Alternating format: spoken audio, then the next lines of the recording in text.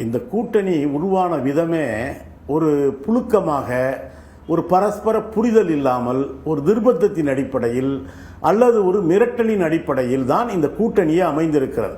அதனால் தான் இன்றைக்கு திரு எடப்பாடி பழனிசாமி ஒரு கருத்தை சொல்கிறார்.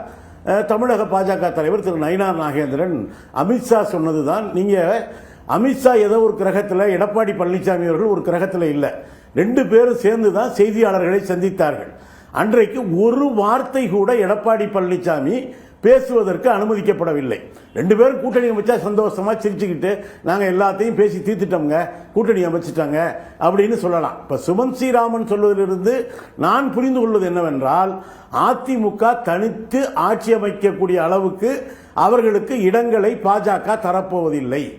இன்னும் சொல்ல போனால், இந்த தடவை அதிமுக தொகுதிகளை பங்கீடு செய்யக்கூடிய அளவுக்கு ஒரு கூட்டணியை அவர்கள் அமைத்திருக்கிறார்களா? அனைத்தையுமே பாஜக தான் தீர்மானிக்க போகிறது என்பதுதான் இதில் இருக்கிற ஒரு விஷயம்.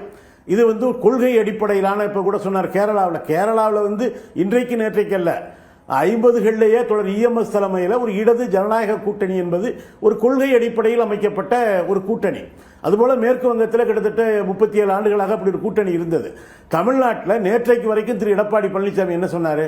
இப்ப என்னங்க அவசரம், தேர்தல் வரட்டும்னாரு. டெல்லிக்கு போனாரு. டெல்லிக்கு எதுக்கு போனீங்கன்னா, எங்க அதிமுக ஆபீஸை பார்க்க போனேன்னாரு.